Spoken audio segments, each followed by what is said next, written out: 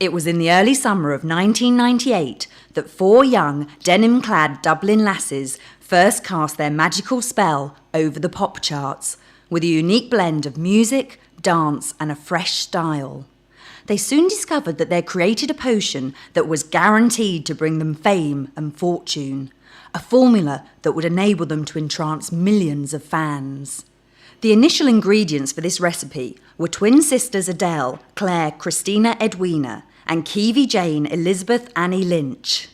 The girls were born in Dublin on the 15th of December 1979, and as they grew up, the house was usually full of some sort of music. Their grandfather was often around playing his fiddle, and the young twins never needed much excuse to sing, dance, and put on family shows. From a very early age, they started making up their own songs and performing them. Growing up with the radio on, they followed the charts and absorbed chunks of 80s pop. When they weren't singing, they were expending a lot of their tremendous energy at disco dancing competitions, gymnastics and kickboxing. There was proof positive that Nolene and Brendan Lynch had raised some very talented children when the twins' elder brother Shane became a member of an all-boy band who decided to call themselves Boys Own. Inspired by their brother's example, Adele and Kiwi began to think the pop star dreams they held as kids might one day become a reality. They had the energy, the talent and the self-belief. With some hard work and some like-minded souls, they might make those dreams real. Here's Lindsay and Sinead talking about that ABBA medley at the Brit Awards. I'm Lindsay. And I'm Sinead. And we're from Bewitched. Okay, now what was it like for you to be singing those great ABBA songs then this afternoon? It's absolutely brilliant. Actually, the songs are so catchy. We've just been humming them all day. I think everyone's been humming them. Do you like them? I think as well, like when we're on stage as well, you just really want to get up and dance and have a good time. So it's been really good. Like we actually the choreography, we hadn't seen the choreography before this morning, so I think everybody learned the choreography in about 3 hours flat. So and it's going to be funny. It works as the idea of an ABBA medley. It's just such a great. Yeah, absolutely. I think everybody just does it really well. And your voices, actually, when you hear the track, it's the Bewitched voices. You can, I don't know if you've got particularly distinctive voices, but you can hear them coming through. Yeah, well, I hope that's good, actually. But, I mean, everybody is there, so it's just, I think we've just all blended quite well. I mean, you've got so many people there with different voices, and they've just done a brilliant job. They've mixed it really well, so you can kind of hear everybody. Nobody's, like, really kind of screeching out there. Kim's all right. We're all right, don't worry.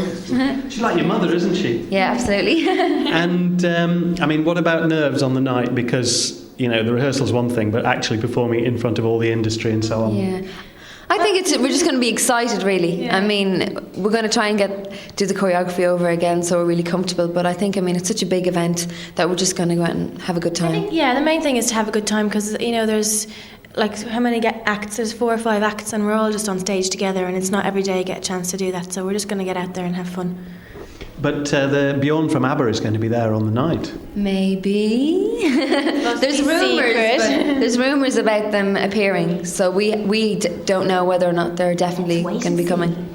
So have to wait and see. But it would be good if they actually did come. Now, what do you think about the idea of releasing this as a single? I think it's great. Yeah. I really do. I'm really excited about the idea. I hope it does happen. Yay. And apparently it is definitely happening. Yeah.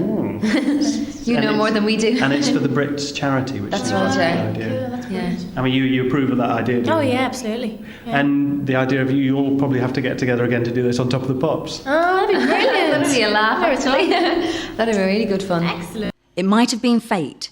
It might have had something to do with the luck of the Irish. But the girls soon found another of the elements that would combine to grant them dazzling successes. One day, while Kiwi was working as a part-time mechanic at her dad's garage in Dublin centre, a young blonde girl named Sinead O'Carroll wandered in off the streets. As chance would have it, her car had broken down in the street right outside, and Sinead asked for a mechanic. The two girls recognised each other. They both attended dance classes at Diggs Lane Dance Studios. But they'd never spoken before because their classes were separate and Sinead lived out of town and so usually had to leave as soon as her lessons had ended. They got chatting for the first time while Sinead's car was being fixed and discovered that they had a lot more in common than just the dance studio.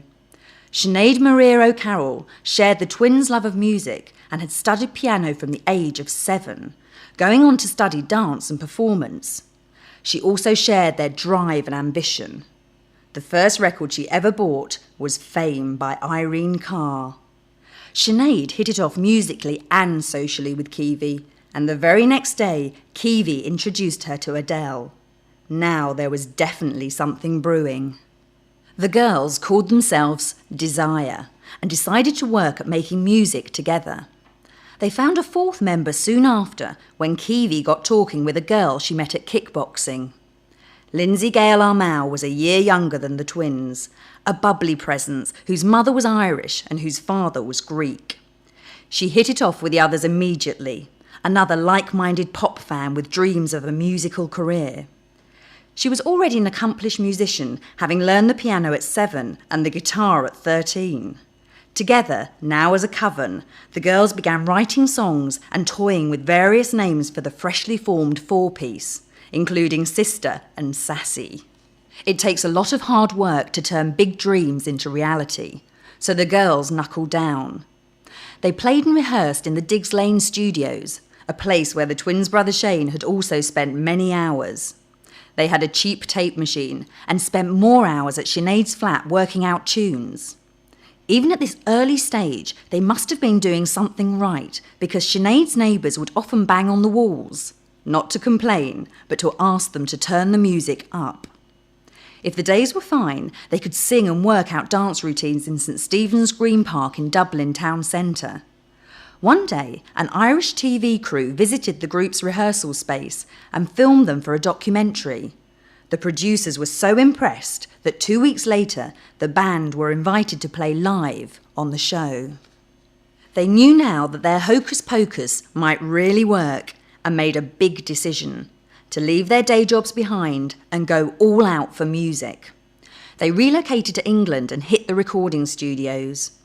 One of their early producers, who'd initially been reluctant to work with a girl group that he thought might be just another Spice Girls clone, was enchanted and impressed when he actually met and heard the girls. He told them that they'd created their own little world, that he thought they were bewitching. They liked the comments so much that they decided to take on the name for the band. I think Bewitched are basically the best girl group, because I think the Spice Girls are too false, and Bewitched are really down to earth. They're sort of, you can relate to them. And all that stuff about girl power was just really stupid, and I didn't believe in it at all. And Bewitched is not like that at all. They're, I don't know, they're more with it, they know how to treat fans instead of being too forced. And Yeah, we've really missed them since they've been in America. They're just catchy songs. It's like, we do like other boy bands, but we miss the Bewitched songs because they're so lively. Kind of relate to their songs. Yeah, you can sort of relate to them. They were living and working now in a house in Surrey. Sinead and Adele sharing one bedroom, Lindsay and Kiwi in the room next door. And they had a whole bunch of songs under their collective belts. To introduce themselves to the world in general, they set out on a hectically scheduled series of appearances at clubs and local radio stations. They hit the road again to tour schools specifically, playing live and spending time chatting to future record buyers. More traditional touring followed that, playing with 911 and Ultra, and opening for Boys Own at Wembley. The chance to support the Twins Brothers band, by now one of, if not the biggest boys band around, came about not as a favour, but as a result of Boys Own management being on a TV programme that Bewitched were appearing on. The management team knew who the girls were, but had never seen them perform. After Bewitched finished, they were invited live on national television to take a support slot. Did you do Royal Variety? Yes. Yeah, tell us about that. Oh, it was brilliant. Excellent. That was quite exciting. Sinead has always been a fan of the Royal Variety Show, and I remember last year, I never watched it before last year, and she was like, oh! She was like so excited that it was on last year, and she was like, let's all sit down and watch this. And she was like, imagine that is amazing.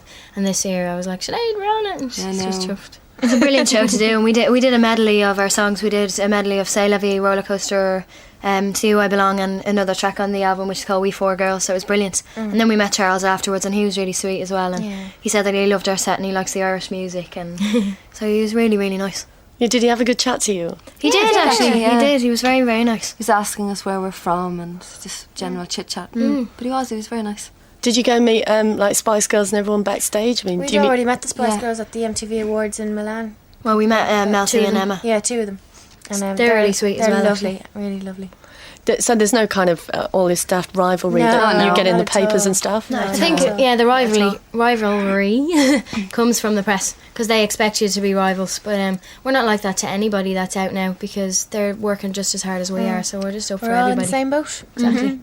Have you been doing Smash Hits tour? Yes. We did 2 of them. Yeah, what was that like? Was it like... Brighton and Cardiff. Yeah, that was fun. Great. The crowd were great, and we're doing the poll winners party as well.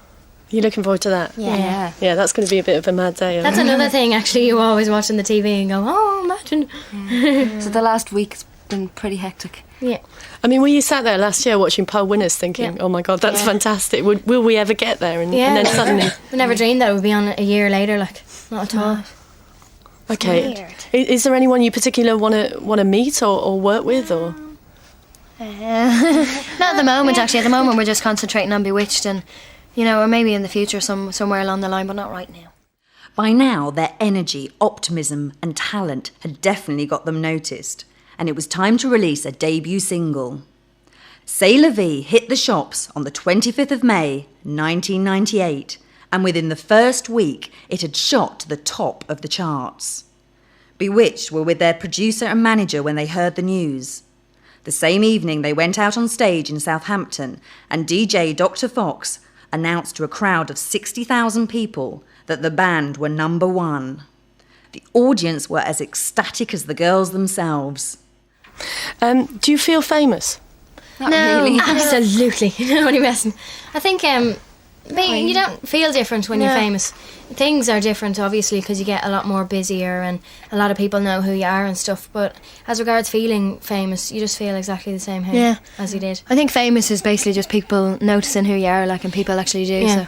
I think you feel a bit more do people notice you? Yeah, they do a lot, which was quite strange actually, because we went to Australia and New Zealand just recently, and when we went over there they only had seen us on video over there, and everybody knew who we were, and that was really strange, wasn't it? Like, to actually people know who you were in a country that you'd never been. We were on Bondi Beach in Sydney, and we were we were in our swimming togs. We were walking down the beach. No makeup, no hair done. People were taking snapshots of us. We were like, oh my God. That was embarrassing. We were like, no.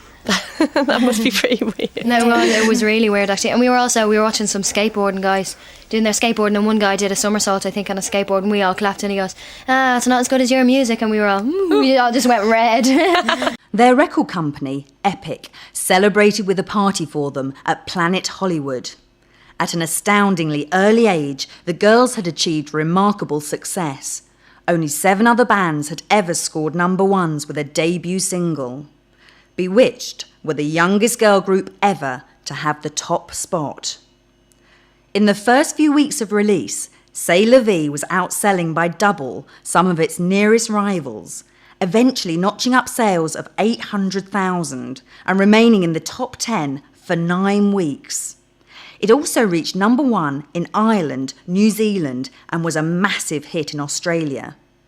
The title of the song is a French saying, "That's life," and it was a celebratory song, boldly spirited, with a message that we should all live life to the full, whatever happens. It was easily one of the most animated debut singles in recent memory, and incorporated soul and Irish jiggery to create an original slice of contemporary pop. And have they influenced their fans at all? I haven't got a head idea, but I'm really thinking about it because I just think they look really good. So I'm thinking seriously about having it done. I think their hair's a bit too outrageous for me. I mean, I do like it and everything, but it wouldn't look too good on me because, I don't know, I don't think I'm that sort of person. I'm not very outrageous and loud, so I don't think it'll look that good.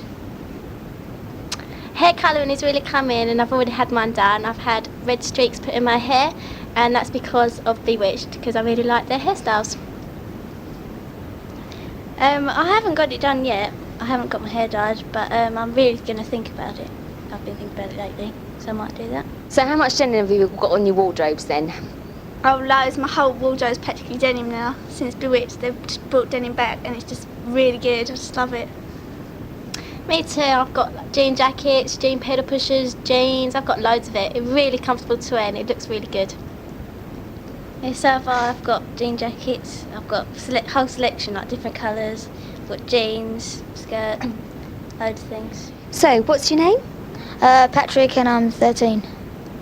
And why do you like Bewitched, Patrick? Well, I think they're just the best, and they've got really good singles, and their dance moves are really good.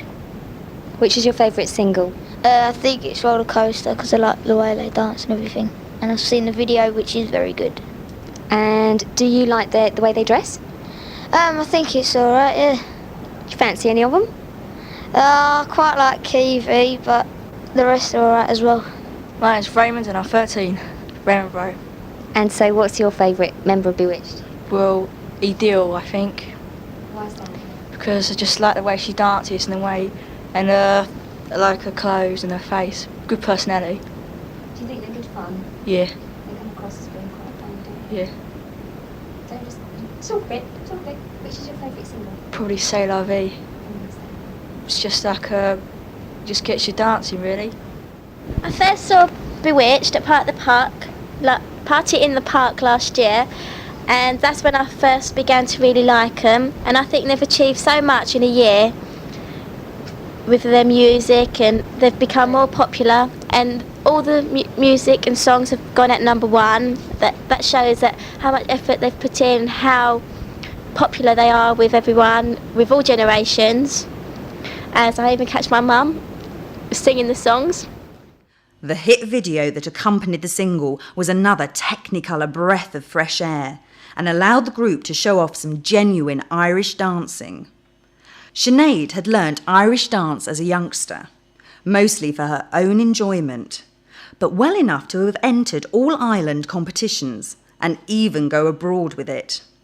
She taught the rest of the band the basics and gave the choreographer some steps to incorporate into dance routines. The video also gave Lindsay the chance to feature one of her own unique talents, the ability to wiggle her nose like Elizabeth Montgomery did in the famous TV series that shared the same name as the band. We all really like their music, and we like the music so much that we've all done a dance to Bewitched, me and my friends, and we did it for the dance production at school, and everybody really liked it, and now we're thinking about doing another one to another song. Yeah, it went really well because everyone loves the music and everyone was just really enjoying themselves because it's so lively and everyone was having a great time. So it's really good. So how do you get on with practising the dance moves then? Well, I've always got my album on at home, so I just practice in my bedroom, jumping around, and always get told off because it's too loud or I'm jumping around too much. But yeah, I do it at home a lot, and we do it at school, and it's just really good. Every day when I first come in from school, the first thing I do is put on my Bewitched album. My mum can't wait for the CD to run out. Their music makes me so happy when I get in from school. I can just forget all about it, and I'm not away, and I just enjoy myself so much, and that's just it. Their second single, the instantly memorable Roller Coaster, was released on September the 21st and quickly followed along the glittering trail created by the debut, settling quickly at the #1 position and making Bewitched the second only new act to grab the top spot with their first 2 singles. The song was a musical high, and the accompanying video saw the girls literally flying around the world.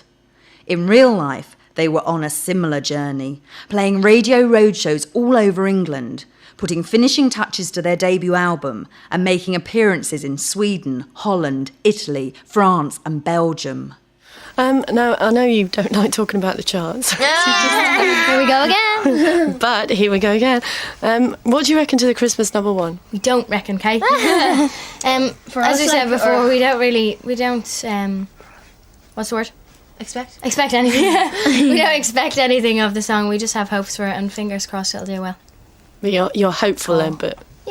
Yeah. We don't expect anything. What are you doing? You're dashing off on Boxing Day to the States, so are you going to get any time off? Or? We have 4 days. We're off from the 22nd, so that's okay. We're going to go home to Ireland, and Lindsay's going to go to Greece. Do you live anywhere near each other, or? Well, we live about an hour from Sinead. Yeah, I live in but the Greece country. is a bit further away than that. What are you doing in Greece then? On holiday? It's Lindsay. No, my parents are over there, so I went home to Greece. She grew up there. I'm half Greek. Her home. Right. Okay, that's cool. And what about next year? I mean, are you planning a new album? Is there a new album in there the is. pipeline? It is. Tell us about that. We're going to start recording it in the new year, and it will probably be done in loads of different countries and in hotel rooms because we won't have time to actually go to the studio. Yeah, our producer's going to come over to America with us because we don't have time to sit down and write it, and we don't really want to stop either. So we're going to write it on the road. But a big dream of ours for the future actually is hopefully we get to do our own tour next year, which is hopefully going to happen after the summer next year because we're completely booked up until then. So November, I think. Because the fans will be hoping to see you over here, I suppose. And you've done small gigs, haven't you? But you haven't really done... We haven't done actually any concerts of our own as such. No, we've supported So that'd be amazing. 911 in the arena tour, the UK arena tour last March. But we're dead excited. If that happened now, that would be amazing. Is that something that's easy for you, doing live sets? Or is it... It's like everything. It gets easier as you go along. You have to build it up because when we first did our one song on stage, we said, how are we going to do like 2 songs? And you just build your stamina up, and as long as you keep training and stuff like that, you build it up. Yeah, it's quite hard when you haven't done it for a while and then you get back into it and you come off stage and you're like... Strange though, because even sometimes when you leave for 3 weeks and get back on stage, you'll come off really, really tired. Like. But after that one time, you're grand after that, aren't you? Because then I think you learn, you remember how to pace yourself on stage. I think that's what it is. I mean, do you? It must be pretty knackering doing the dance routines and singing at the same time. Yeah. It is quite hard actually. It takes a lot of getting used to as well because you have to kind of pace your breathing and everything. Yeah. We got fitted for our in-ear monitors last week, so that was exciting. That should help us a bit more as well. But if you're going if you're doing like a UK tour or whatever, would you like have a backing band and everything? Would it be a big set? And I mean, it all depends really. I suppose maybe for our first concert, we mightn't necessarily have them for the first one, but we'd love to eventually get there. But we probably have dancers and stuff on the show. We're going to have a band with us in America at Disneyland. Yeah. Really, tell us a bit more about that Disneyland gig. They do a It's a program. special. Yeah, it's a special they do on bands. Yeah, they do. I think they do it about twice a year, and they did it on NSYNC and Cleopatra the last time. And they're doing it on Five and Us this time. And it's just basically they film you going around all the rides, and then They perform about half an hour on stage. Yeah, we do a set on stage. And it's like an introduction of the band to the kids. Yeah, basically. And will it be broadcast on telly? Yeah. Yeah. I think it goes out on the Disney Channel actually over there. Oh, is it Disney Channel? Yeah, I think so. I don't know whether it'll go out over here, will it? No. The self-titled debut album Bewitched was released on the 12th of October 1998 and showed the wide variety of influences the band had melded to form their own unique sound. There was soul, hip-hop, a few ballads and a touch of indie and rock, mixed together with a spirit of traditional Irish folk. This was a heady, sparkling new brand of pop that raised spirits everywhere. Seriously good pop songs. The secret was that Bewitched were made up of 4 individuals, all of who loved music, and each of which brought their particular influences into songs. From Aretha Franklin to All Saints, from Five to the Jackson 5. Together they took all of these influences, absorbed them, and created an individual sound that celebrates life to the max. The midweeks are saying to us that you are going to finally topple Cher off the... What? Come on then. What do you reckon for Sunday? Are you finally going to topple Cher off? No, we actually don't listen to the midweeks at all, and especially around now that around Christmas time, there's a lot more competition out, and everybody's out, and even, the people who released last week are going to have really strong sales this week, and so we're not thinking about that at all, and we're just ignoring. I think the it's also totally. Saturday's a big day for everybody, so Exactly. you can't tell until Sunday. Exactly. People do big Christmas shopping on a Saturday. What do you think your chances are? Because, I mean, Cher seems to have some staying power. She's up there forever. But do you think you're going to topple her this time? We don't think anything. we basically just have our fingers crossed, and we just have a lot of hopes, but we never expect anything. And even though we know what they are, we still wouldn't expect it to stay that way, because again, there's just the sales are just so strong for everybody towards the weekend, so exactly. we're just ignoring all that. And Boyzone tried and failed, and Jay-Z tried and failed, so She's just been hanging in there. She's hanging in there, but the story is that she actually found a lucky penny. Did you hear that? She found a lucky penny and she wished on it that she stay there for 5 weeks, so she's got 2 weeks extra now. Okay, what do you tell us about your new song, To You I Belong? Is there a story behind it, or? Yeah, we actually wrote it about our parents, and it's like a love song to anyone, from like friends or from parents to a child or from a boyfriend to a girlfriend. It's like just about belonging to someone. It's just about people belonging to each other, yeah. Okay, and if you do make it on Sunday, What do you love? sorry. But if you do make it on Sunday, it'll be your third single to go straight in at the top, and that will make history. I mean, how do you feel about that? It'd be pretty amazing though if it happens. Well, I mean, No, again, we're not feeling about anything. even before that comes out, we're dead excited about what has already happened with C'est La Vie and Roller Coaster. I mean, we're really proud of ourselves, and we're so excited because we never dreamt that would happen. So it's just like, woo! So even before that comes along, we're already excited. And even if it doesn't happen, we're still very, very proud of ourselves because we're not expecting it again, and we don't feel that we need to actually do that again to be proud of where it's going to go. You know, that way. I mean, at least the midweeks came in, and we know it'll be okay. So we're happy now. Now, one thing I thought about the new single is that it's a bit of a slowie compared to your other stuff. Yeah, was that deliberate to go for a bit of a ballad? Not at all, because actually originally the To You I Belong was written for the B-side of C'est La Vie, and when the record company heard the song, they said, no, that's going to go on the album, and then it was just a kind of a natural progression, really. We had two really uplifting songs, so it was just a nice song to bring out. It's also, I think, time for Bewitched to do a ballad. Yeah, Christmas time is ballady type songs. It's always like songs coming out at Christmas. So I think the record company wanted it. And also, it's also nice to show people what else is on the album. You know, that there isn't only up-tempos on the album, and I think the ballads change people's perception of the album as well, because it shows them, like, there's a lot of different variety on it. There's some indie music, a little bit of rock, and there's a bit of drum and bass, and and there's a lot of pop music, and the Irish music runs through all of it and makes it all sound very bewitching. Like, so I think people are thinking about it differently maybe and now. it's also like a Christmas present to our parents because it was dedicated to them. Because what I was thinking was I was listening to like Spice Girls and All Saints and your single, and they're all fairly slow sort of ballady things. And you reckon it's the time of year though? Yeah, I think so. It is. Christmas usually brings in real songs. Yeah, it does. Yeah, it does. But we've also, as we said, like, we've had two up-tempo, so it's nice for a change. It's like when we first started writing, we never wanted to be about one thing. Whereas if we did lots of up-tempo tracks and we tried to bring in a different type of song, people would be like, that's not them. So we want anything to be us. So when we wrote the album, as Edel said, we wrote lots of different varieties. Like, we wrote slow songs, and we wrote rock songs and indie songs and Their third single was released in time for Christmas. To You I Belong came out on December the 7th, 1998, and once again hit the number one spot. When Blame It on the Weatherman made it 4 number ones on the run in March 1999, Bewitched became only the 7th band or artist in UK chart history to have that many consecutive top singles. Hi, I'm Louisa, I'm 15. I really love Bewitched. I've never seen them play live before, so I'm really looking forward to their concert on the 30th of November, held at Wembley, where I'm going, and I'm really looking forward to it. Excellent. So, who have we got next? I'm Lauren, I'm 15, and basically I've liked Bewitched ever since the beginning. Their first single, C'est La Vie, was just so good. It was really catchy and everyone can sing along to it. They're just brilliant. So is it the dancing that you like most? Well, their dance moves are really good. You know, you can pick them up easily and they're just really good. Their voices and everything, it's brilliant. So Jo, which one's your favourite member of Bewitched? I think Kiwi's the best one because she's just so alive, and also the twins. So lucky to have Shane as a brother. So, I don't know, just really good. Which is your favourite song? C'est La Vie, definitely. What's your favourite song, Louisa? I really like Roller Coaster, and the dance moves I thought were really, really good and original. And that's the kind of group they are. They're really original and they're bubbly lot, and they're really good. Okay, now Jo, you tell me what's the best bit about Bewitched that you like? They're just so alive, and the music is so good.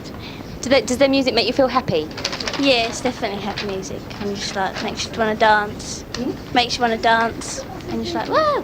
Yeah. So, do you think it was good that they had all 4 singles going at number 1 in the charts? Yeah, I think it's really, really brilliant. I think they deserved it because they are just a really good group and put so much effort in. They deserve to get something back from it. Oh yeah. And I think it was weird that Bewitched knocked off Boyzone off number 1 with their Blame It on the Weatherman song. The release of Bewitched the album in the United States in March 1999 coincided with a sell-out American tour supporting NSYNC and looks like launching their careers to even giddier heights. Now, talk to me about your own single as well. I mean, it's a while since we've had a song about a weatherman. How did you come up with that idea? Well, it's just actually the climate recently has been just dreadful. No, I'm only joking. It's a song about reminiscing and a past relationship and just remembering the times you had. And, you know, that's about it, really. This is one of the songs that we didn't actually write on the album. It's called Blame It on the Weatherman. It's out on the 8th of March. When you first saw the title and the idea of a song about Blame It on the Weatherman, what was your reaction? I don't remember, it's so long ago now. Yeah. I think we just heard the song and we just loved it. Actually, I know where it was. We went to there was a 50-piece orchestra actually playing on Blame It on the Weatherman, and we went down to listen to them just to see what it was like, and it was fantastic. And I remember sitting there crying, and then we were in tears. I think all the musicians were looking at us, going, "What are they like?" And we kept clapping after every time they performed, and they were looking back, going, "You just don't do that in a recording session." That's unusual to have a full orchestra like that on a full pop song. Yeah, no, it's great though. It was really good. There was timpanis and violins, mainly those type of instruments, not a kind of brass section. It's a string orchestra. There's also they also played on Mr. Postman, which is the last track on the album. And it's a nice kind of feel to the whole song. Yeah, it's quite dramatic. Yeah. That was the word. Dramatic. Now you're disappearing off to the States soon. Yes. Yeah. Tell us about that. On the 26th of December, we're going to America for 4 weeks to do an NSYNC arena tour. Yeah. And we're going to mainly kind of focus on the West Coast, kind of California and all that area there. Yeah. So we're really looking forward to that as well. We're doing a Disney special as well in Disneyland, obviously. We're doing that with 5. So we're also doing a mall tour over there. We're going to perform 20 minutes in the mall, and we're going to just promote the single C'est la vie and our album, and we're going to do competitions for kids to win things and stuff as well. Is that your first time in the States? A work and visit, yeah. Yeah. The last time we went over to do a showcase for the record company and for TVs and magazines and stuff, and they were all pretty excited, weren't they? So absolutely, it's cool. What I mean, NSYNC, isn't massive over here, but are they big over there? They're really big over there, actually. Apparently they're the second biggest boy band over there. Backstreet Boys are the first biggest boy band. It's really strange because the people we've come across, some people have said that, and then other people have said that they're passing Backstreet Boys out, so we don't know. Yeah. But you'll be playing to pretty big audiences, right? Yeah, we'll be in the arenas, so that's cool. Are you excited about that? Yeah. Apparently the guys are very nice as well. So it should be a laugh. We're always excited about getting on stage. All in all, these 4 ladies who describe themselves as bonkers Irish girls and who insist that it's more important for them to bring joy into people's lives than to become incredibly famous might just be able to have it both ways. If Bewitched have a motto, it has to be to live life to the full and get giddy on life. They're also living proof that a dream can become a reality if you work for it. From growing up listening to chart rundowns to finding yourself at the top of the charts, they use their magic to make a modern fairy tale come true.